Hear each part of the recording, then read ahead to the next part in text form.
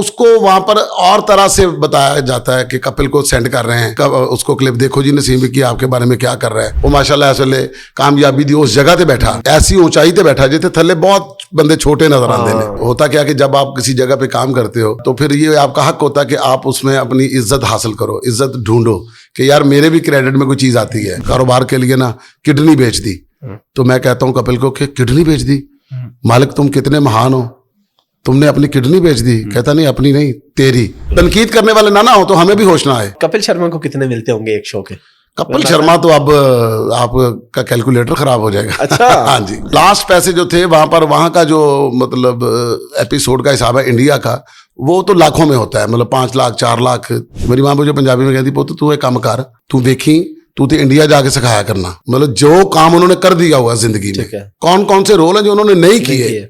शक्ति कपूर साहब मतलब एक ऐसा नाम, अब मैं उनको अगर बता रहा हूँ कि ये स्क्रिप्ट आपने ऐसे करना है और वो इस बात को हजम कर रहे हैं, मतलब ये मेरा कुछ क्रेडिट नहीं है कि मैं कह रहा हूं जी कि शाहरुख खान साहब मुझे मिले, ये वो उनका बड़ापन है कि उन्होंने मुझे इज्जत दी। खबरनाक जो था वो मैंने उनके साथ शुरू किया था, उनका मेरे घर में आना जाना, मेरा उनके तरफ आना जाना, फॉर्मेट का बनाना, तकरीबन 5-6 महीने की मेहनत थी। इफ्तिखार ठाकर की जो ब्रेक है वो मेरे ड्रामे से है, रब्बा इश्क ना होवे। नासिर चनोटी भी इसी तरह था, उसको भी ब्रेक मेरे ड्रामे से ही मिली थी अल्हम्दुलिल्लाह। पाकिस्तानी स्टेज ड्रामों से आप मुतमईन है कि फैमिलीज देख सकती है वो ड्रामे, या फैमिलीज क्यों दूर हुई हैं? आप अभी भी ड्रामा कर रहे हैं, आपकी क्या राय है इसके ऊपर? थिएटर कभी ठीक होगा, थिएटर में कभी फैमिली आएगी, थिएटर फिर अब फैमिली कहाँ से आएगी? अब मतलब अगर आपने देखना तो टिकटॉक सारी फैमिली से भरी पड़ी है। ठीक है, एक रश को हमने थिएटर का नाम दे दिया और उसके बाद उंगलियां उठानी शुरू कर दी। होता कि बात जरूर होती है कि जी खुलता है तो काम करते हैं, जो दोस्त हैं वहां पर सारे करते हैं। एयरवाई का शो जो है होशियारियां, अच्छा, वो बहुत अच्छा लगा। पहली बात तो ये कि कपिल के फॉर्मेट में और ताबिश हाशमी के फॉर्मेट में जमीन आसमान का फर्क है। बिल्कुल फर्क है। ताबिश एक अपने स्टाइल से हिट हुआ है, ताबिश एक अपनी बात से सामने आया। अच्छा नसीम भाई, बिल्कुल ऐसे चंद सेकंड्स का रैपिड फायर, आपको मैंने 2 ऑप्शंस देनी है, आपने एक बतानी है और एक बतानी है आपने। अच्छा, एक जो है वो लाजमी है, लेकिन ये भी क्लियर कर देना कि ये होता मजाक ही है। जवाद वसीम साहब इस फील्ड के अंदर वो शख्सियत हुए हैं, मैं समझता हूं कि अगर थिएटर में वो ना होते तो बहुत सारे लोग जो है ना गुमराही में रहते हैं। तो मौलाना तारिक जमील साहब, उनके साथ भी आपने हज किया? क्योंकि हज पे तो उनके साथ तकरीबन समझ लेके सारे हाजी उनके साथ किए। अच्छा। हाँ जी, मेरी उनके साथ बड़ी मोहब्बत है। जब उन्होंने वहां पर बयान किया ना, तो बयान किया तो सारे फनकार रोने लग गए। अस्सलाम वालेकुम जी, हाफिज अहमद पॉडकास्ट में खुशामदीद। और आज मेरे साथ जो शख्सियत मौजूद है, ये पहले भी आप इनको मेरी पॉडकास्ट में देख चुके हैं। शुरू में जब हमने अभी पॉडकास्ट शुरू ही की थी तो ये आए थे हमारे पास।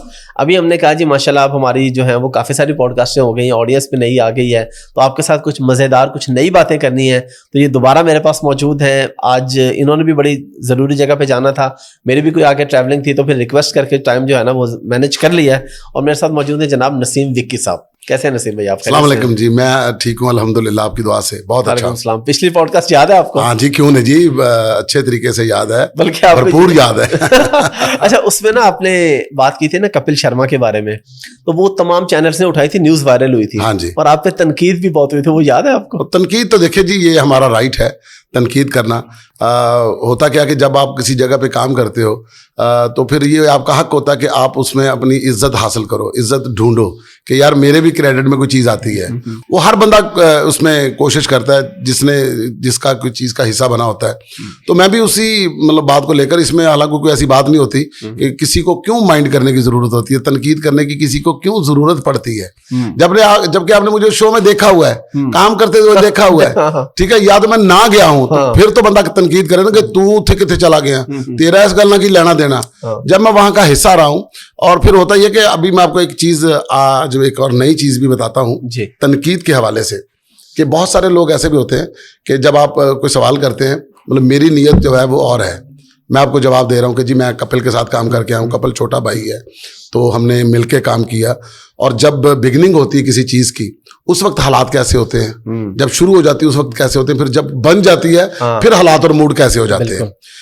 हम बर्दाश्त नहीं फिर होती उस वक्त के, मतलब कारवां के अंदर जो लोग थे, तो किसी ने ईंट पकड़ाई थी या किसी ने मतलब सीमेंट पकड़ाया था बनाते वक्त, फिर वो लोग बुरे लगते हैं।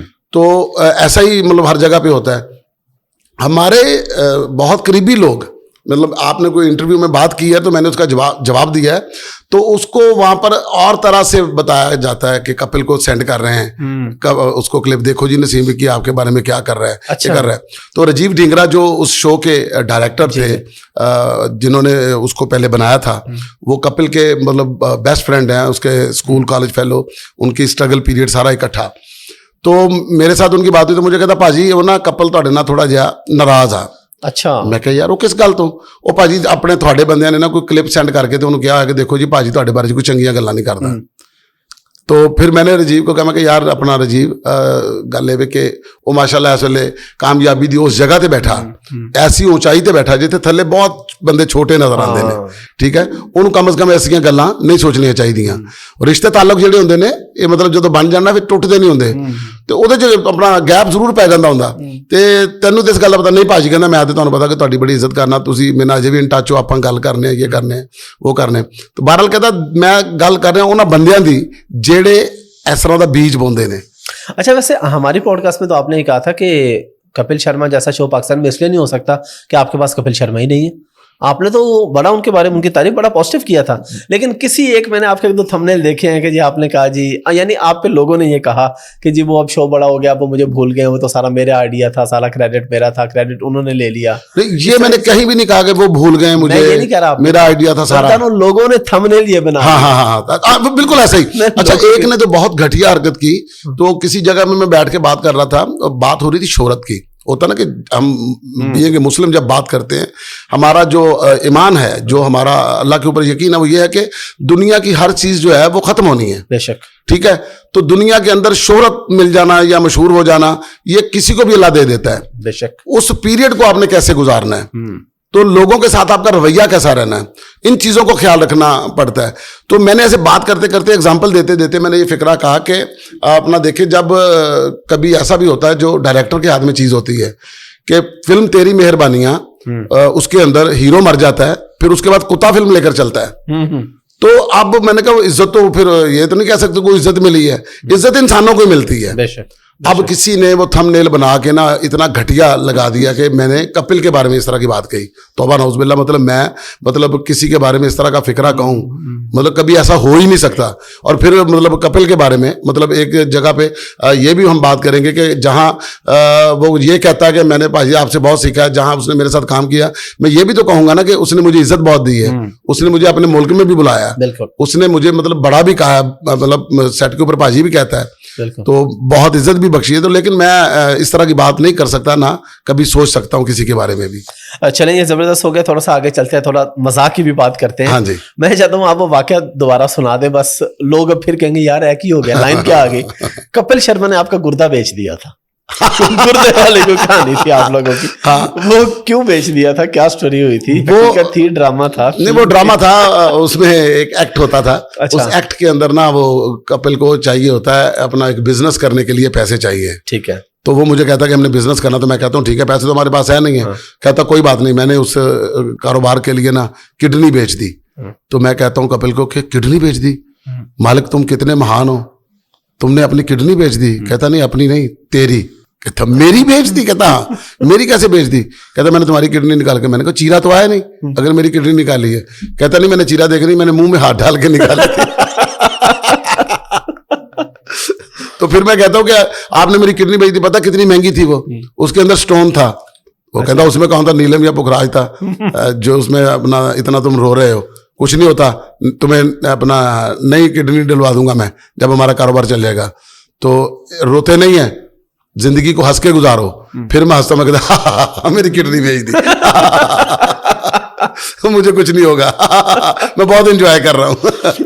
ये किडनी वाले वैसे वाकया तो पाकिस्तान में भी बड़े मशहूर हैं, भी आईफोन नया मॉडल आ गया, किडनी बेच के आईफोन ले लें, कुछ इस तरह का सीन लोग तो देखे जी। हाँ, इस तरह के जितना महंगा हो गया जी हालात, तो वैसे किडनी तक पहुंचे हुए हैं। मैं थोड़ा सा ऐसा तो थोड़ी सी मजाक के साथ सीरियस बात भी कर ली जाए, महंगाई के बारे में।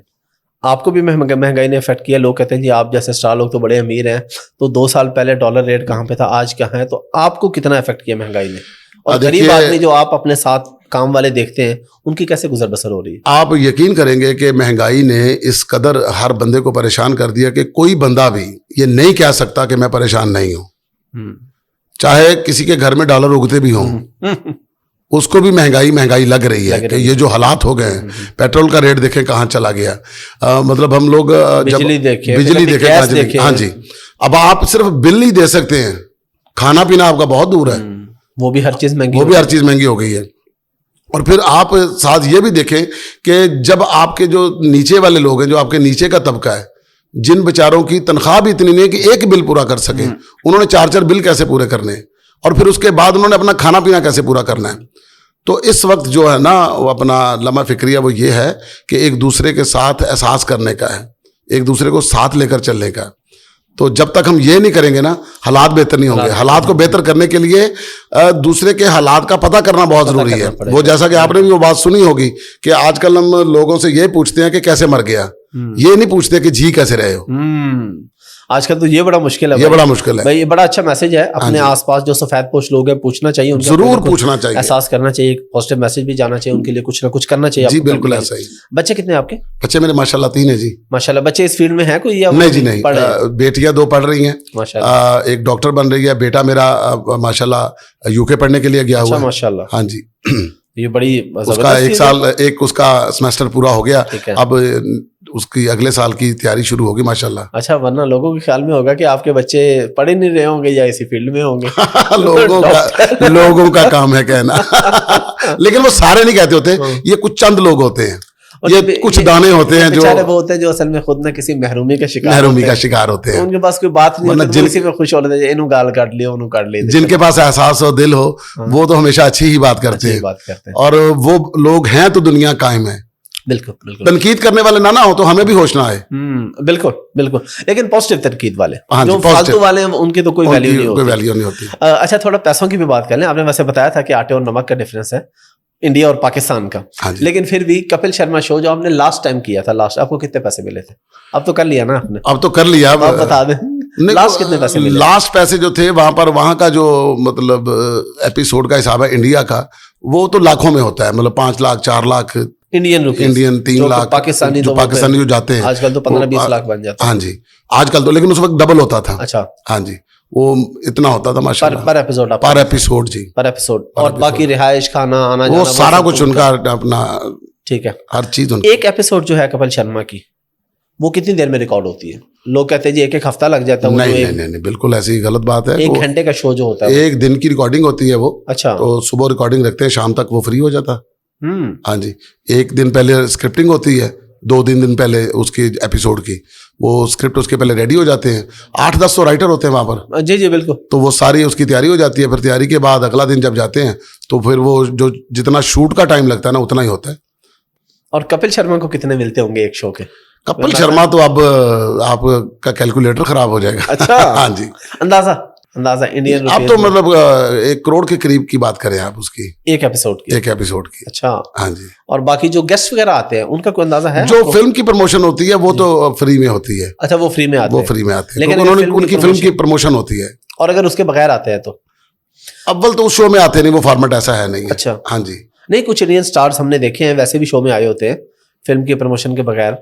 नहीं, ये शो जो होता है ना, ये अपना उसकी इंटीग्रेशन जो होती है, अपना फिल्म की जो प्रमोशन होती है, उसी के ऊपर बेस्ड है, उसी के साथ कहने के लिंक बेस्ड शो है। मतलब होता है ना कि आपका जो गेस्ट बेस्ड। अब वो जो बड़े बड़े स्टार्स आए होते हैं, क्या वो भी स्क्रिप्टेड बोल रहे होते हैं? उनको भी बताया जाता है आपने जवाब में ये बोलना है और ये करना? नहीं, वो तो अपना आपने मतलब जिस तरह मुझसे सवाल कर रहे हैं वो सेम इसी तरह ही होता है कि आपने जब फिल्म के बारे में पूछना है कि आपकी ये फिल्म कैसी है, कहाँ बनी है, कैसे बनाई है, किसने गाने हैं, आपने वहां पर क्या शरारत की, किसी ने आपके साथ क्या शरारत की, वो सारा मतलब वही होता है। देखिए, ये बातें कैसे मशहूर है, यूट्यूब पे जगह जगह भरा पड़ा है जी। शाहरुख खान अगर आया, अमिताभ बच्चन आया, उसको ये बताते हैं आपने ये लाइन बोलनी है, ये पूछेंगे तो ये बोलना है, यहाँ पे ये करना है, यहाँ पे ये करना है। अब आप ये देखें कि मैं उस शो को करके आया हूँ, मेरा कोई नहीं यकीन कर रहा, तो आप उस यूट्यूबर का क्यों यकीन कर रहे हैं? नहीं, मैं इसलिए आपसे पूछ रहा हूँ कि जाहिर है जो इन्फॉर्मेशन आप देंगे वो बंदा तो नहीं दे सकता ना जो गया ही नहीं है, जिससे देखा ही नहीं। मैंने तो साल गुजारे हैं ना, जो दिन थोड़ी गुजारे हैं, काफी साल गुजारे हैं। तो फिर उसके बाद अपना जब आगे वो कहते हैं ना जी, कामयाबी जो होती है ना, उसके सारे ही बाप होते हैं। हाँ, ठीक है ना, बिल्कुल। तो फिर अगर कोई बंदा कह दे तो यकीन नहीं करना, तो जो मतलब मैंने वहां पर देखा हुआ, जो हमने किया हुआ, मैंने तो वही बताना ना। मुझे क्या जरूरत है ज्यादा बताने की? ज्यादा बताने से मतलब कौन सा मुझे जहाज मिल जाएगा? या कौन से ऐसे सुरखाब के पर लग जाएंगे। अच्छा, लोग ये कहते हैं, लास्ट टाइम भी कहा था, सॉरी ये बात मेरे जहन से निकल गई, कि आप ये सारी तारीफ इसलिए कर रहे हैं कि आपको दोबारा काम चाहिए कपिल शर्मा शो में। देखिए उससे कोई पहले भी कह ये रहे थे। जिंदगी का एक छोटा सा पीरियड था जी जी वहां पर जाने का। जी जी मैंने आपको शायद ये बात पहले नहीं बताई थी कि मैं जब इस फील्ड में नया नया आने लगा था ना, तो मुझे नहीं लगता था कि मैं अच्छा एक्टर बनूंगा। अच्छा, मतलब थोड़ी सी मतलब पंच लाइन्स जुगते वगैरह आती थी, विटी था, बट मुझे एक्टिंग नहीं आती थी। ये बात मतलब मैं आपको बिल्कुल ईमानदारी से बता रहा हूँ। ठीक है। तो मेरी वालिदा मुझे ना बहुत डांटती थी इस काम को करने के लिए। तो मैं जब ये काम करने के लिए जाता था, वापस आता, फिर मैंने आगे एक दिन अपनी माँ को कहा कि माँ मुझसे इसके अलावा कुछ नहीं होता, तो आप प्लीज़ मुझे इजाज़त दे दें। तो मेरी माँ ने मुझे इजाज़त दे दी कि काम कर लो। तो माँ अल्लाह पाक ने ऐसी दी हुई थी हाफिज़ साहब के, जो वो उसके मुंह से निकलता था ना, अल्लाह वैसे पूरा करते थे, वैसा हो जाता था। मेरी अम्मी ने मुझे इजाज़त दे दी।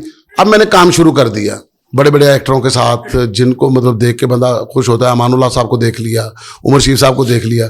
फिर एक दिन मैं ना थोड़ा सा डिसाइड हो गया, मुझे लगा कि मेरे अंदर कुछ कमी है, मैं कुछ कर नहीं सकता, उस मंजिल तक नहीं पहुंच सकता जो यहाँ पर मिलनी चाहिए। तो मैंने अपनी माँ को कहा कि अम्मी मुझसे ये नहीं काम होगा, मैं कुछ और करता हूँ। अम्मी कहती क्यों? मैंने कहा अम्मी नहीं, ये बड़ा मुश्किल काम है, मेरे को होंदा नहीं पिया, जिन्ना कि मैंने आंदा सी ना मैं उन्ना के कर लिया। मेरी माँ मुझे पंजाबी में कहती पुत्त तू एक काम कर, तू देखी तू तो इंडिया जाके सिखाया करना।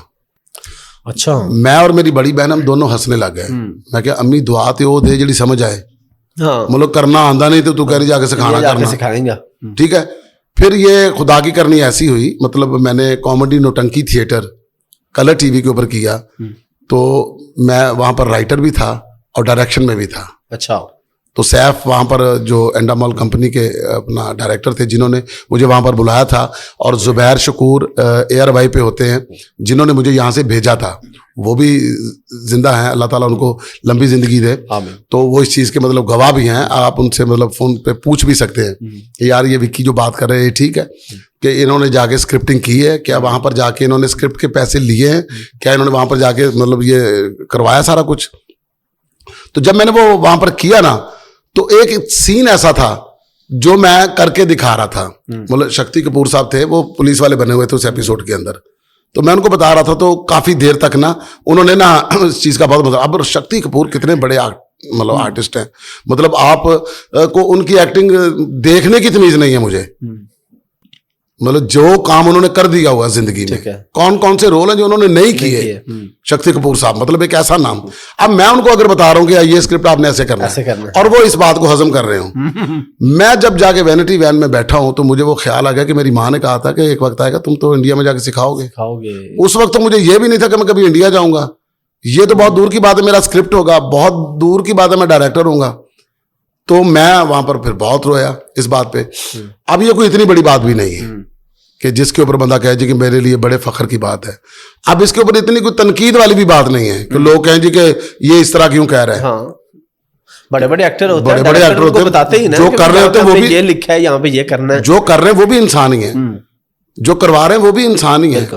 इंसानों के हिस्से में ये चीजें आती हैं। ये छोटा सा पीरियड है आपका, वो उसको आपने कैसे गुजारना है, आपने अपनी बैटिंग कैसे करनी है। क्रिकेट होती है, मतलब बाबर आजम ने भी 100 करना है, और साथ उसके मतलब दूसरे बैट्समैन ने भी 100 करना है, करना तो सबने स्कोर है। सबका अपना अपना खेलने का तरीका, एक स्टाइल है। बहुत ज्यादा कर लिया किसी ने नहीं अब किया, कोहली भी बैट्समैन है तो अब बाबर आजम भी है, तो लेकिन दोनों के अंदर फर्क तो है ना। आपका फेवरेट कौन है दोनों में? मेरे तो मतलब बाबर आजम बहुत ज्यादा फेवरेट है। अच्छा। क्योंकि बाबर आजम एक मतलब स्टाइलिश, और जिस तरह की वो इनिंग्स खेल रहा है, और जो इस वक्त अल्लाह ताला ने उनको एक अरूज दिया हुआ है। बिल्कुल। कोहली अपनी जगह पे अपने मुल्क में बहुत अच्छा है, मतलब प्लेयर बहुत आला है, बट जो क्रिकेट देखते हैं वैसे आजकल? मैं आजकल बहुत कम है, मतलब अर्ली एज में जब हमने खेली भी हुई है, देखी भी हुई है। अच्छा, हाँ जी। आपने एक वाकया सुनाया था, मैं चाह रहा हूँ वही आपसे कोई वाकयात दोबारा सुन ले। लोगों ने उसमें भी बड़ा कहा जी छड़ रहे हैं। अच्छा, तो आप जरा बता दें कि आप छड़ रहे थे, क्या कर रहे थे? आपने कहा जी कपिल शर्मा शो हो रहा था, शाहरुख खान शो छोड़ के बीच में मेरे पास आए और मेरे साथ पाकिस्तान और लाहौर के बारे में पूछा और बातचीत की। वो क्या कहानी थी और उसमें कितनी हकीकत? उसमें यह कि अभी मैं आपको उसकी तस्वीरें सेंड कर दूंगा।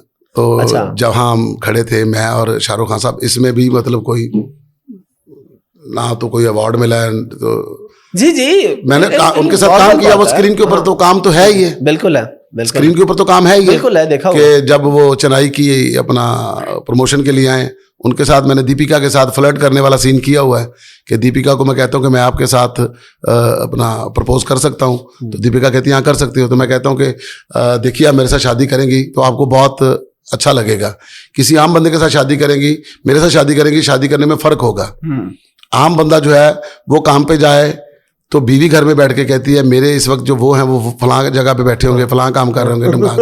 मेरे साथ आप शादी करेंगी, आप शूटिंग पे जाएंगी, मैं घर में बैठूंगा, मैं रोटियां पका के कहूंगा इस वक्त मेरी दीपू जो है वो शूटिंग पे होगी, इस वक्त मेरी दीपू जो है वो शाहरुख के साथ सीन याद कर रही होगी, तो एकदम हाथ जलेगा, जरूर शाहरुख ने गले लगाया होगा। अच्छा तो मैंने दीपू जब कहा था तो शाहरुख का भाई लाफ्टर वो स्क्रीन के ऊपर मौजूद है। फिर उसके बाद मतलब ये मेरा कुछ क्रेडिट नहीं है कि मैं कह रहा हूँ जी कि शाहरुख खान साहब मुझे मिले, ये वो उनका बड़ापन है कि उन्होंने मुझे इज्जत दी, उन्होंने मुझे कहा कि यार नसीम आप पाकिस्तान से हो, तो साइड पे जाके बात कर ली, तो जाके 40-45 मिनट खड़े होकर गुफ्तगू की, तो मतलब इसमें तो कोई ऐसी। अच्छा ये वाकई इतने भी हैरान को जितना लोग मारते हैं यार ये कैसे हो गया, क्या बात है भाई, वो भी इंसान है, आप भी इंसान है, मिल गए, वो कौन सी कोई अजीब सी कोई क्यामत वाला सीन तो नहीं हो गया? क्यामत वाला सीन तो नहीं ना हो गया, बिल्कुल आम सी बात है, कोई रॉकेट साइंस तो है नहीं। कुछ लोगों को हजम नहीं होता ना यार जेडी गल कर रहा है इन्हें कीता भी होया, इन्हें मैं झूठ किस तरह कर दिया।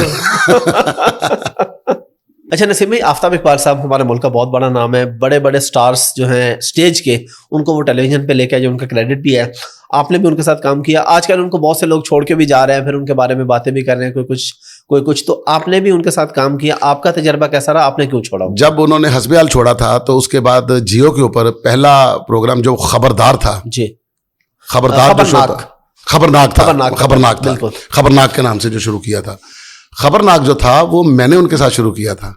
अच्छा, पहली दफा उनके साथ मेरी उनके साथ जो एसोसिएशन थी, मतलब एक बड़े भाई और छोटे भाई वाली कैफियत, उनका मेरे घर में आना जाना, मेरा उनके तरफ आना जाना, फॉर्मेट का बनाना, तकरीबन 5-6 महीने की मेहनत थी उस वक्त जब उस शो को बनाया जा रहा था, ठीक है, डिजाइन किया जा रहा था, ठीक है। उसमें बहुत सारी चीजें ऐसी थी जिनका वो मेरे साथ मशवरा करते थे, जो मैं भी उनको कहता था कि जी इसको ऐसे कर ले तो ज्यादा बेहतर है, मतलब ऑडियंस बिठाने वाला आइडिया जो था वो उन्होंने मेरे साथ ही डिस्कस किया था, ठीक है। तो फिर उसके बाद जो फॉर्मेट बना उसके अंदर पहला महीना जो था मैंने उनके साथ काम किया पूरा महीना, उसके बाद फिर मेरी एक कमिटमेंट थी एयर बाय पे, ठीक है, मैंने वो शो करने के लिए जाना था, मैंने उनसे इजाजत ली, इजाजत लेकर फिर मैं चला गया, फिर उसके बाद वापस आया, फिर मेरा इंडिया का शुरू हो गया, तो जिस वजह से फिर मैं थोड़ा सा इधर उधर हो गया, वरना मैं उनके साथ था, उनका हिस्सा था। तो आपका तजर्बा कैसा रहा? ठीक रहा? आपने को लड़के छोड़ा जिस तरह बाकी सारे बातें करेंगे, आपका आदमी को ताल्लुक है उनके साथ? नहीं, लड़ते नहीं है, वो बड़े अच्छे नाइस हैं। नहीं, मैं उनकी बात नहीं कर रहा, मैं छोड़ के जाने वालों की बात कर रहा हूं। देखिए जी, वो कहते हैं, डॉक्टर यूनुस भट्ट साहब की एक लाइन है कि बच्चे बड़े अच्छे होते हैं, उनका एक मसला होता है बड़े हो जाते हैं। हाँ ये आपने बहुत बड़ा मैसेज दे दिया, जिसको समझ आ गई तो ये बहुत बड़ी बात है। जी। तो आपको अभी कोई ऑफर है आफ्ताब साहब की तरफ से, जिस तरह भी उन्होंने बाद में कभी ऑफर किया हो कि अब आप हमारे साथ शो कर ले, कोई जिस तरह वो अभी दुबई से कर रहे हैं? नहीं, फिर अपनी अपनी मसरूफियत में हो गए हम लोग। अच्छा। तो उसके बाद फिर मैंने 2-3 दफा काम किया उनके साथ, फिर दोबारा उन्होंने जियो में मुझे बुलाया 4-5 एपिसोड के लिए, तो मुझे अपना फोन करके कहते हैं कि जिस तरह उनका बड़े बुला लिया 2-4 एपिसोड करके जा। मैंने कहा अच्छा मैं कर गया। फिर उसके बाद एक्सप्रेस पे भी मैंने किया उनके साथ, फिर दोबारा किया। यहाँ पे वैसे कितने पैसे मिलते थे एक एपिसोड के? रफली हमने टैक्स कट के तो नहीं, वो तो टैक्स कट के मिलते हैं, मतलब उसमें मतलब यहाँ पर एक एपिसोड का मतलब आपको तकरीबन कोई लाख के करीब या लाख से ऊपर, इससे ज्यादा नहीं होता। ठीक है, बड़ा वाज़ेह फर्क है वहाँ पे, बहुत फर्क है। हाँ जी। आजकल आप जो कर रहे हैं शो, वो अच्छा जा रहा है आपका तजर्बा? हाँ, बहुत अच्छा जा रहा है जी, माशाल्लाह। देशबुक जुनैद सलीम साहब जी, मतलब आपको पता है कि वो एक बिल्कुल जीनियस आदमी, और पूरा एक पैकेज जो है वो जुनैद सलीम साहब का नाम है। लॉन्ग टर्म यहाँ काम करने का, या अभी फिर आप इधर उधर हो जाए? नहीं, इनसे नहीं इधर उधर हुआ जाएगा, क्योंकि अब मैं इनके साथ काम कर रहा हूँ, इनकी वजह से मुझे बहुत कुछ छोड़ना पड़ रहा है। अच्छा, बहुत कुछ छोड़ा भी है मैंने, तो वो जो है वो मतलब प्यार भी बहुत करते हैं, और दूसरा ये कि एतमाद बहुत करते हैं, तो मतलब मेरी राय मानते हैं, मेरी बात सुनते हैं, मुझे कंफर्ट करते हैं। ठीक है। और फिर जो माशाल्लाह उनके पास टैलेंट है, अभी मैं आपको ये बताऊं कि एक तो होस्टिंग वाला होता है ना, उनके पास स्क्रिप्टिंग वाला बहुत अच्छा है, डायरेक्शन वाला बहुत अच्छा है, बहुत कुछ अभी उनके अंदर है जो अभी देखना बाकी है। और इंशाल्लाह देश बुक में आप बहुत जल्द वो चीजें देखेंगे भी। हम देखते भी रहते हैं। हाँ तो जी। जब आप साथ बैठे एक कॉल की थी हाँ जी, कैसर भाई को, कैसर को, हाँ जी। गालियां निकालने पे आ गए थे। उनके साथ आपका बड़ा प्यार है, उसकी क्या वजह है? जैसे कैसर के साथ कैसर ने उस दिन फोन पे कहा कि भाई होर किसने कुछ कहला, इन्होंने ना कुछ कहीं नाम ना ले, मैं ये कर दूंगा। अच्छा, ये सारे एक्टर जितने भी हैं, चाहे इफ्तिखार ठाकर हो, चाहे नासिर चिनोटी हो, चाहे जफरी खान हो, चाहे आगा माजिद हो, चाहे कैसर भी हो, जो भी हो, जब आप किसी के साथ बात करेंगे ना, अल्हम्दुलिल्लाह ये मुझे ऐसे ही इज्जत देते हैं, क्योंकि थिएटर के ऊपर मैंने डायरेक्शन बहुत की हुई है। और ये तकरीबन सारे जो हैं, मतलब इफ्तिखार ठाकर की जो ब्रेक है वो मेरे ड्रामे से है, रब्बा इश्क ना होवे। ठीक है। उस ड्रामे को आप जब देखेंगे तो उसके अंदर जब इंटर होता है तो उसकी एंट्री से पहले मेरे मुंह से रोजाना ये बात निकलती थी, और आया होने वाले वक्त दा सुपरस्टार। अच्छा, उसी ड्रामे में वो स्टार बना था। नासिर चिनोटी भी इसी तरह था, उसको भी ब्रेक मेरे ड्रामे से ही मिली थी अल्हम्दुलिल्लाह। मतलब ये छोटे भाइयों की तरह भी हैं मुझे, मतलब मैं इनका बड़ा भाई भी हूँ, मतलब रिस्पेक्ट जो है ये मुझे एक बाप की तरह देते हैं।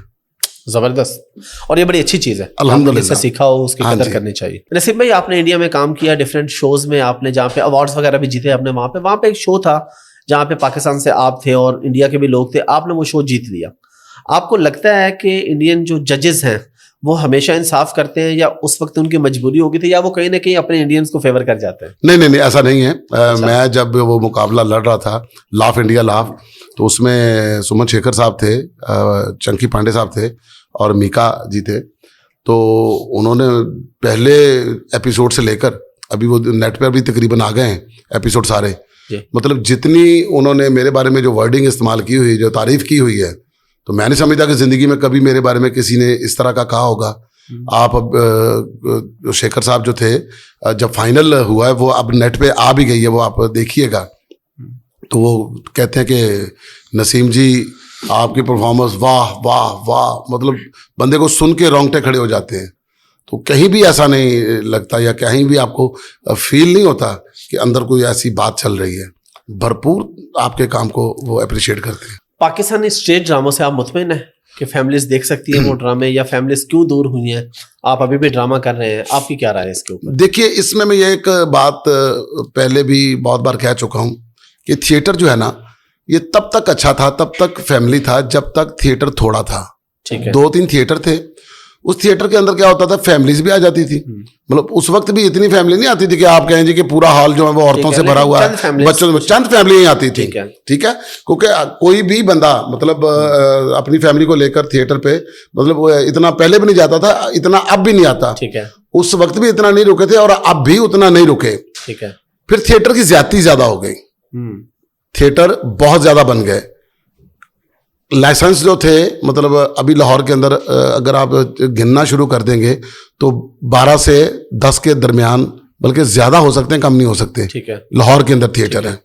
पहले होता था, आप बागे जना पहाड़ी पे होते थे, अलहमरा के 2 हॉल होते थे, 3 हॉल होते थे, फैमिलीज आती थी, ड्रामा देखती थी, मतलब एक सिस्टम था उस जमाने के हिसाब से। फिर उसके बाद प्राइवेट थिएटर बनना शुरू हो गए, तमासील बन गया, फिर महफिल थिएटर बन गया, फिर क्राउन थिएटर बन गया, फिर अल्फला बन गया, मतलब इस तरह तरतीब से थिएटर सारे बनने शुरू हो गए। अब इसके बाद फिर अपना इसकी जो शाखें थी वो खुलना शुरू हो गई। मतलब शेखुपुरा से लोग ड्रामा देखने के लिए यहाँ आते थे, मुल्तान से लोग ड्रामा देखने के लिए आते थे, फैसलाबाद से लोग ड्रामा देखने के लिए आते, गुजरांवाला सारा लाहौर के लिए आता था।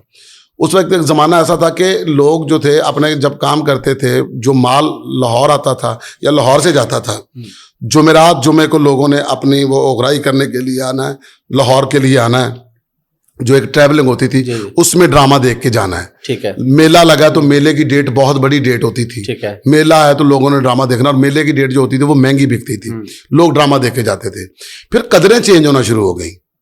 फैसलाबाद के अंदर 5 थिएटर हो गए, गुजरांवाला के अंदर 4 थिएटर हो गए, मुल्तान के अंदर 3-4 थिएटर हो गए, हर शहर के अंदर, लाहौर के इर्द गिर्द इंटर होते हुए रास्ते में शेखुपुरे में 4 थिएटर हो गए, गज्जू मता हो गया, फलान हो गया, अब नाके लगे थिएटर के।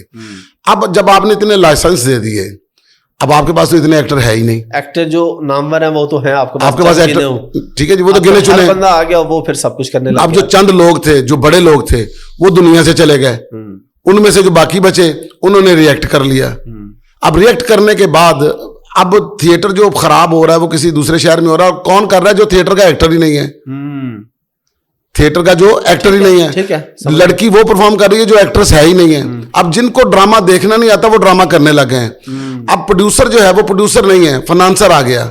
ठीक है, आप फाइनेंसर को सिर्फ पैसा लगाना और पैसा लगाना है। लड़की डांस करे, लोग टिकट दे, बस अब गंद होना शुरू हो गया, गंद होना शुरू हो गया। अब उसके अंदर मैं भी नहीं बच सकता, ठाकर भी नहीं बच सकता, नासिर भी नहीं बच सकता। तो जब आपकी मतलब ये नहीं कि मैं कहता हूं जी कि मेरे मुंह से कभी कोई ऐसी बात नहीं निकली। जब आप लाइव काम कर रहे होते हैं, जब आप जुगतबाजी कर रहे होते हैं, उसमें कोई आपके मुंह से मतलब ऐसा फिक्रा निकल भी जाता है जो कैमरा जिसको कैप्चर कर लेता है। अब आपकी एक बात के साथ किसी की 40 बातें लगी हों, आप भी वैसे ही हो गए। अब उसके साथ हुआ क्या कि थिएटर बर्बाद हो गया, थिएटर ऐसे हो गया, थिएटर ऐसे हो गया। थिएटर कभी ठीक होगा, थिएटर में कभी फैमिली आएगी, थिएटर फिर अब फैमिली कहाँ से आएगी? अब मतलब अगर आपने देखना तो टिकटॉक सारी फैमिली से भरी पड़ी है। ठीक है, तो फिर जब आपके हाथ में जो मोबाइल है, उस मोबाइल के अंदर कितनी अच्छी अपना एप्लीकेशंस आ गई हैं, कितनी ऐपें आ गई हैं जो आप नहीं देख सकते। बिल्कुल, आपको खौफ रहता है कि यार मेरे बच्चों के हाथ में भी मोबाइल है, वो भी सारा कुछ देख रहे हैं। अब वो बात तो थिएटर में है ही नहीं जो आपके हाथ में है। बिल्कुल एग्री। थिएटर तो चलो फिर भी एक बाउंड्री के अंदर है, ठीक है, एक चार दीवारी के अंदर है, चार दीवारी के अंदर काम हो रहा है, देखा देख के चले गए जी। यहाँ पे तो आप स्क्रॉल कर रहे हैं, आपके सामने 1000 ऑप्शंस आ रही हैं, आपके पास 1000 ऑप्शंस आ रही हैं। ठीक है, मतलब जो मदारी तमाशे करते थे वो तमाशा भी सारा इसके ऊपर ही आ गया हुआ है। कोई बंदा कोई दवाई बेच रहा है, कोई जायज नजायज वो भी इसी के ऊपर बिक रही है, हर चीज इसके ऊपर हो रही है। फिर हमने अकेला फोकस थिएटर को ही कर लिया। अब पहले आप थिएटर को कोई एकेडमी तो दें, कोई राइटर तो दें। मैंने अभी पिछले दिनों भी एक इंटरव्यू में कहा था कि जब आपने थिएटर को चेक करना है ना, सबसे पहले तो आप वो महकमा लेकर आए जिसको खुद पता हो कि आर्ट और फनून लतीफा होता क्या है। यहाँ पे जो ऊपर बैठे होते हैं उन बेचारों को तो पता ही नहीं, जो रिहर्सल देखने के लिए आते हैं उनको तो पता नहीं थिएटर है क्या। उन्होंने तो जो आपको पाबंदियां लिख के भेज दी गई हैं, उन्होंने वो पाबंदियां लगानी है। उन्होंने जो सख्ती होगी जी, सख्ती होगी। भाईजान किस गलती सख्ती हो गई? थिएटर सही करो जी, कैसे सही करें? पहले बात तो आप एक जगह पे देखें कि जहां पर हम परमिशन दे रहे हैं वहां पर राइटर है, वहां पर डायरेक्टर है, जो एनवायरनमेंट है थिएटर का, जो बाउंड्री है, जो प्रीमिसेस है उसका, क्या वो थिएटर के साथ मुतल्लका है? जहां पर आप लाइसेंस दे रहे हैं, जहां पर आप उसकी परमिशन दे रहे हैं, और फिर जो हम चेक करने के लिए जा रहे हैं, हमें चेक करना आता है। बहुत सारी चीजें आती ऐसी होती हैं, जो चेकिंग वाला होता है वो ये कह देता है कि जी देखिए जी ये नहीं होगा, ये नहीं होगा। और भाईजान ये नहीं होगा, इसके अपना रिप्लेसमेंट में आप क्या दे रहे हैं? आप क्या देंगे? आप ऑप्शन, वो उनके पास है नहीं, ऑप्शन है नहीं आपके पास। मतलब आपने अपना गंदा गाना करना है, किसी का अच्छा नहीं करने देना। मतलब अगर इंडिया का अच्छा गाना चल जाता है वहां पर, ठीक है, तो वो सही है, या आपका बहुत गंदा चले जो अखलाक तबाह कर रहा हो। फिर जो डांस हो रहा है, जब रिहर्सल होती है तो उसमें क्या होता है कि हम डांस को ही देखते हैं, ड्रामा तो हम देखते ही नहीं, एक्टर तो हम देखते ही नहीं। किसी को भी एक्टर कह देते हैं, किसी को भी डायरेक्टर कह देते हैं। एक रश को हमने थिएटर का नाम दे दिया और उसके बाद उंगलियां उठानी शुरू कर दी। फिर जो हमारे कर्ता धर्ता होते हैं उनकी बड़ी जिम्मेदारी होती है कि आपने जिस जगह से इज्जत पाई हो, जहां पर आपका नाम बना हो, फिर उसको ठीक करना भी आपकी जिम्मेदारी होती है। उसके ऊपर उंगली उठाना आपकी जिम्मेदारी नहीं होती। मैं उस तनकीद को बर्दाश्त भी करता हूं, सहता भी हूं और ठीक करने की कोशिश भी करता हूं। जितनी मेरे अंदर हिम्मत होती है, जितना मैं कर सकता हूं, उतना मैं करने की कोशिश भी करता हूं। बाकी जो मेरे साथ होते हैं, थिएटर होता है लाइव। आप चलते ड्रामे में किसी की जुबान नहीं पकड़ सकते। जाहिर है वो तो जो हो गई बस। ठीक है जी, डांस का कुछ जाब्ता नहीं बना सकते। तो डांस को मुजरे की शक्ल दे दी गई और जुगतों को फहाशी और गंदी गालियों की शक्ल दे दी गई। मैं किसको रोक सकता हूं?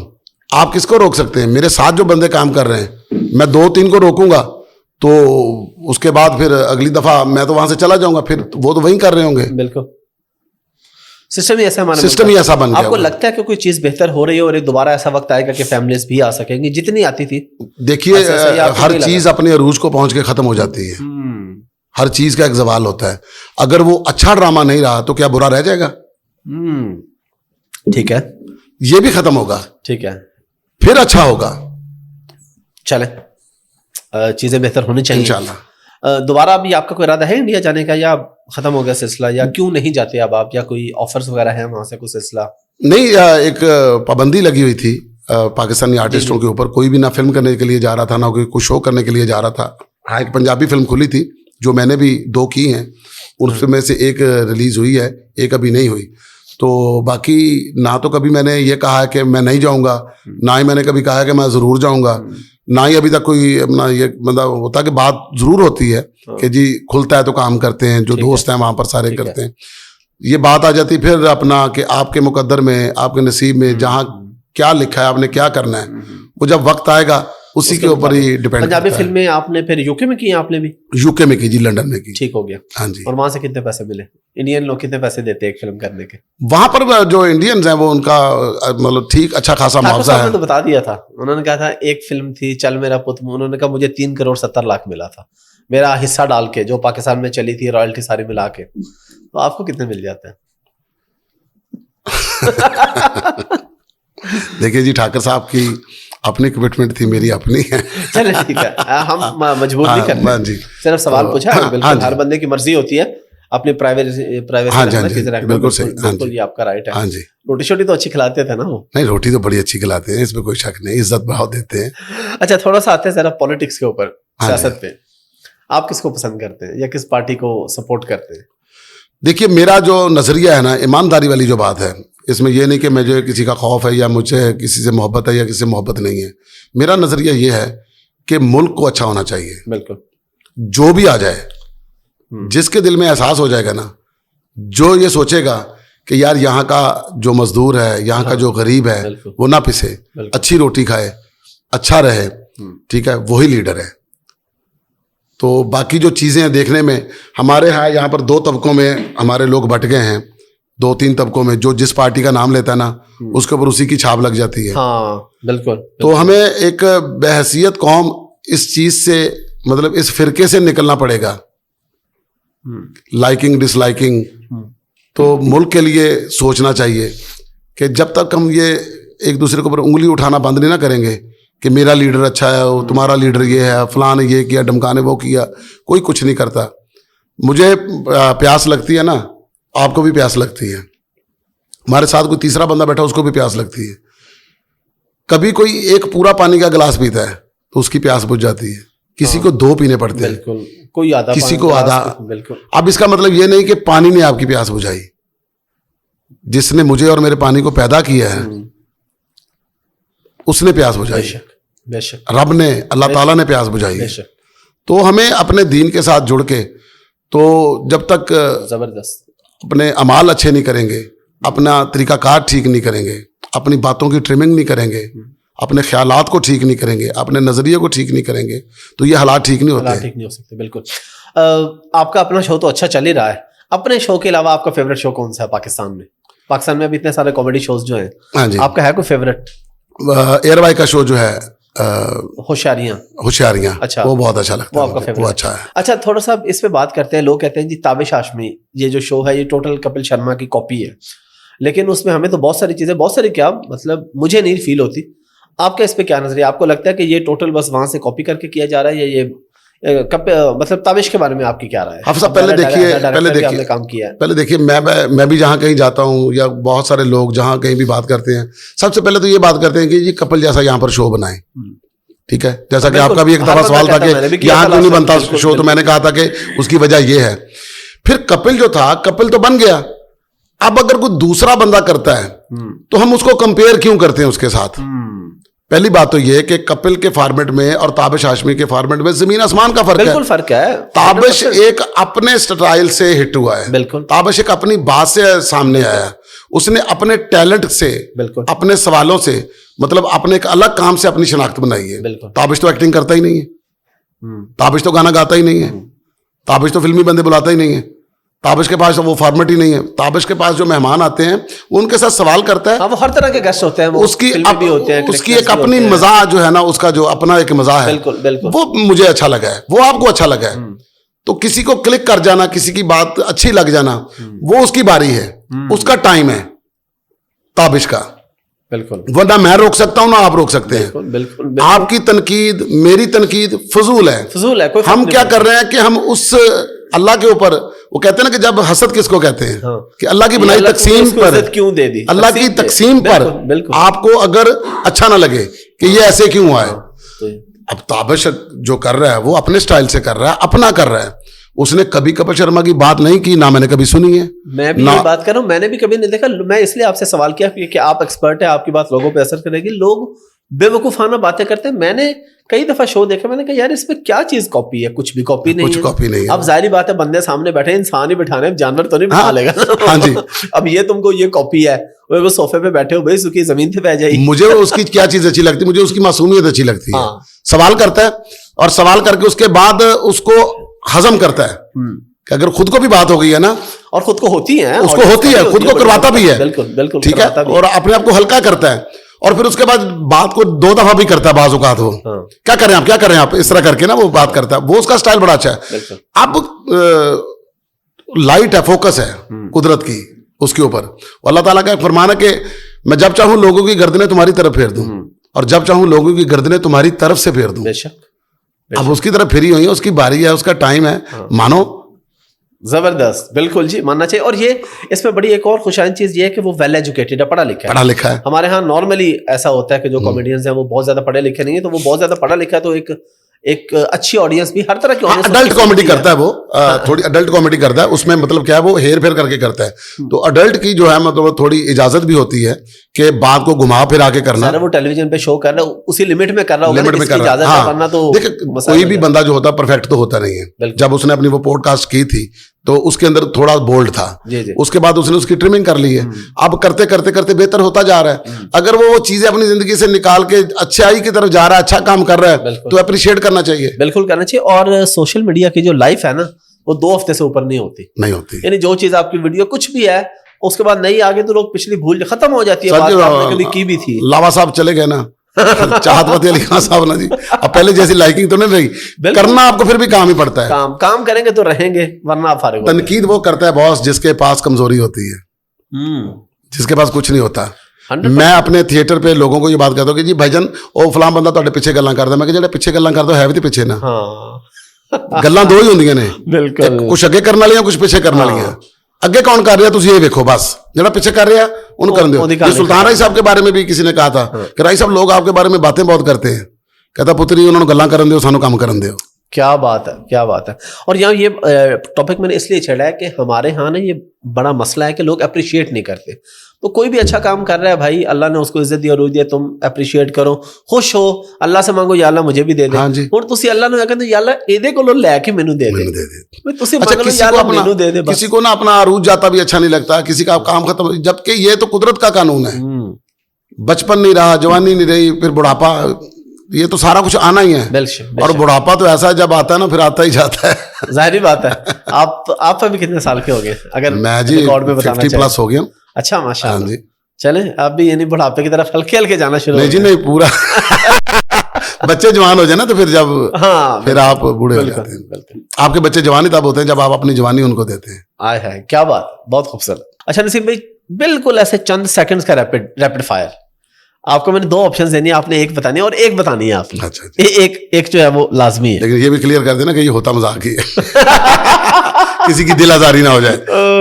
चले वो फिर आप बाद में क्लियर करके रहेंगे जिसकी दिल आजारी होगी। लेकिन वाकई ये तो बस एक अजराह मजाक ही होता है।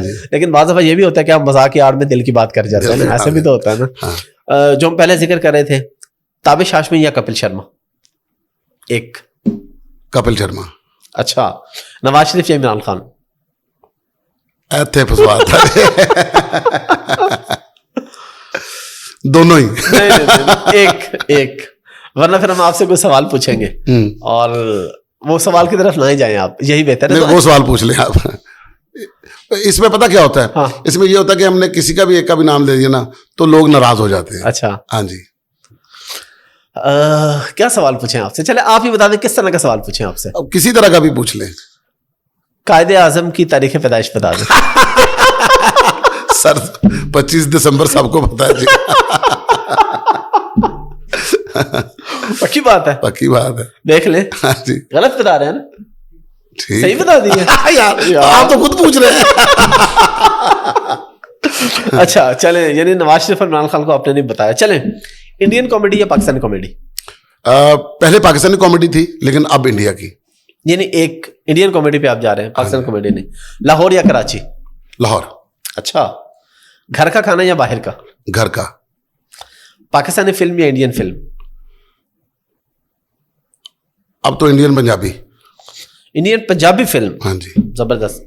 स्टेज ड्रामा या TV comedy show? TV comedy show. अच्छा, हालांकि आप स्टेज पे भी कर रहे हैं, लेकिन हाँ आपको जी, लग रहा है कि हाँ ये जी। वो मोनोटोनस हो गया थिएटर के ऊपर, हाँ, वही चीज चल रही है। टीवी कॉमेडी शो फिर ये है कि बहुत ज्यादा रिफाइंड होता है, तो Refined फैमिली होता है, आसानी से बैठ के आसानी देख से सकती है इसको। हाँ जी। चले, अगला जो सवाल है ना, इसका आपने जवाब दे देना। हाँ जी। मरियम नवाज या बिलावल भुट्टो? ये मरियम- पार्टी की बात नहीं है। मरियम नवाज। अच्छा, जबरदस्त। बस इतने से सवाल थे हमारे पास। हमने कहा कि आपके साथ छोटा सा एक रैपिड फायर खेल लें। नवाज शरीफ और इमरान खान पे आप गोल कर गए हैं, वो ठीक है, आपकी मर्जी है। लास्ट आपसे क्वेश्चन है, हमारी कोशिश होती है कि हमारे पास जो भी शोबिस इंडस्ट्री के लोग आते हैं ना, उनके साथ हमको इस्लाम की, मजहब की, कोई मक्का मदीना की कोई बात करते हैं, एक लोगों को पॉजिटिव मैसेज देने के लिए, भाई ये भी मुसलमान है, इनको भी अल्लाह रसूल से उतना ही प्यार है जितना हमें अल्हम्दुलिल्लाह, मुसलमानों को है। अल्हम्दुलिल्लाह। तो एक पॉजिटिव मैसेज, ये मेरा मकसद होता है। लास्ट टाइम भी आपने जिक्र किया था, तो आपके कितने सफर हुए मक्का मदीना के, मतलब उम्रे पे या हज पे कितने दफा आपका जाना हुआ? अल्हम्दुलिल्लाह मुझे 9 हज है मेरे, अल्हम्दुलिल्लाह। माशाल्लाह, 9 दफा हज किया मैंने। माशाल्लाह। और उसमें खाना काबा को भी मतलब 40 दिन का भी हज किया हुआ है, 20 दिन का भी किया अच्छा, हुआ है। माशाल्लाह। तो मतलब ये सारे पैकेज जो थे अपना। और ये क्रेडिट आप किसको देते हैं? कौन बंदा जो आपको पहली दफा पकड़ के लेके आओ भाईजान इस काम की तरफ आओ? जवाद वसीम साहब। अच्छा, जवाद वसीम साहब इस फील्ड के अंदर वो शख्सियत हुए हैं, मैं समझता हूँ कि अगर थिएटर में वो ना होते तो बहुत सारे लोग जो है ना गुमराही में रहते, राह रास्त पे ना आते। आपने सेम किसी बात को की है। दीन का ठाकुर पता ना साहब ने चलता। कहा था कि अगर जवाद वसीम साहब ना होते तो हम में से बहुत से लोग जेलों में होते या कहीं गुमनामी की और गुमराही की जिंदगी गुजारते। अल्लाह जाने क्या होता, ये अल्लाह के मतलब उन्होंने कहा कि उन्होंने हमें खींचा लाए इस तरफ, वो तबलीग की तरफ। हाँ जी, वो लेकर गए।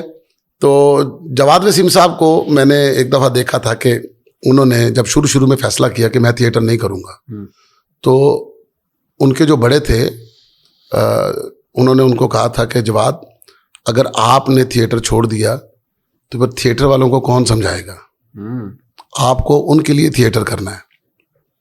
वो इसलिए थिएटर करते थे। फिर उसके बाद किसको उन्होंने हज की दावत नहीं दी और किसको हज पर नहीं लेकर गए, सबको हज पर लेकर गए। मेरे माँ बाप को उन्होंने हज करवाया, मुझे उन्होंने हज करवाए, मेरी बीवी बच्चों को हज करवाए। तो मतलब मैं तो उनको अपने बाप का दर्जा देता हूँ। मैं तो अभी उनको कहता ही अब्बू हूँ, मैं कभी जवाद वसीम नहीं कहता। मैं अब्बू कह के बुलाता हूँ। तो उनकी एक खुशी की जो इंतहा होती है ना, वो होती है जब मुझे कॉल करते हैं या मुझे मिलते हैं, तो मैं जब अब्बू कहता हूँ ना, तो वो कहता है यार मेरे सीने में ठंड पड़ जाती है विकी जब तो मुझे अब्बू कहते हो। मैं कहीं दीन के मामले में कहीं बात हो रही हो, कहीं पे अटक जाऊं, कुछ पूछना हो, मैं दिन को रात को किसी वक्त भी उनसे पूछ लेता हूं। किसी मसले में अगर कोई बात आ जाए कि ये मसला जो इस तरह है, इसको ज़रा मुझे क्लियर करें, फिर मेरे साथ वो जब बात करते हैं, फिर मैं कभी कभार उनके साथ जब बात करता हूँ, फिर वो मुझे कहते हैं तुम्हारी ये बात मुझे बहुत अच्छी लगी, मैं इसको अपने बयान का हिस्सा बनाऊंगा।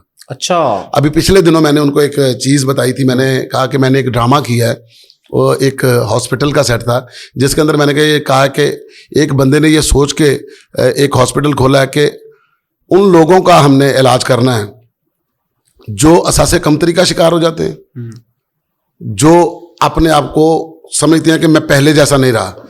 हम बहुत सारी खुदकुशियां ऐसी करते हैं जिनका हमें पता ही नहीं चलता कि मैं तो पहले की तरह कपड़े नहीं पहनता, अब मैं तो पहले की तरह खाने नहीं खाता, मैं तो पहले की तरह घूमने नहीं जाता। जबकि अल्लाह ताला ने आपको दुनिया में भेजा है दुनिया को देखने के लिए। अल्लाह ने ये कायनात किस लिए बनाई है? अपने इंसानों को दिखाने के लिए, इनके इस्तेमाल करने के लिए। तो जब बंदा इसको देखता है, इस्तेमाल करता है और बंदे के मुंह से सुबहान अल्लाह निकलता है, तो सबसे ज़्यादा अल्लाह ताला को चीज़ पसंद है अपनी तारीफ। बेशक, जब बंदा सुबहान अल्लाह कहता है तो अल्लाह को खुशी होती है कि इसको मेरी बनाई हुई चीज़ बहुत पसंद आई है। और इसी तरह जन्नत भी अल्लाह ताला ने बनाई।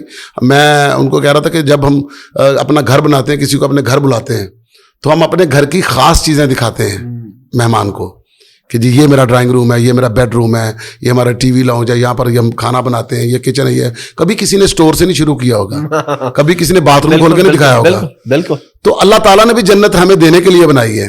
तो अल्लाह ताला को खुशी होगी जन्नत दिखा के कि ये मैंने अपने बंदों के लिए बनाई है, ये देखो तुम्हारे लिए, ये देखो तुम्हारे लिए वो है, फलां चीज़ें, ये नहरें हैं, ये दरख्त हैं, ये तुम्हारे लिए मेवे हैं, ये तुम्हारे लिए हीरे जवाहरात है, सारा कुछ है। तो अल्लाह दोज़ख से अवॉइड ही करेंगे अपने बंदे को ले जाने के लिए। ये ड्यूटी सिर्फ हम बंदों के पास रह गई है एक दूसरे को दोज़ख के लिए। क्या बात है। हमने जो सवाल मतलब कब्र में होने हैं ना, वो हमने जिंदगी में पूछने शुरू कर दिए एक दूसरे से। जो फरिश्तों ने करने हैं, अल्लाह ने करने हैं, वो हमने शुरू कर दिए। हम खामखा फतवा दे देते हैं कि ये कौन होता है, इसकी क्या औकात है। अब ये अच्छा, कुछ लोग ना बाज़ औक़ात होता ही है कि टेलीविज़न के ऊपर अगर कोई लड़की या कोई बंदा रमज़ान ट्रांसमिशन करने लगता है ना, तो मैंने बहुत बार देखा, अब ये हमें दीन सिखाएंगे, अब ये हमें ये करेंगे। जब आपने ये बात कह दी ना कि अब ये हमें करेगा, तो समझो आपने अपना खाना खराब कर लिया। ये बात कह के अल्लाह को सबसे ज्यादा नापसंद बात ही यही है कि आप किसी को कैसे जज कर सकते हो सकता है कल को पता नहीं वो कैसे ठीक हो जाए।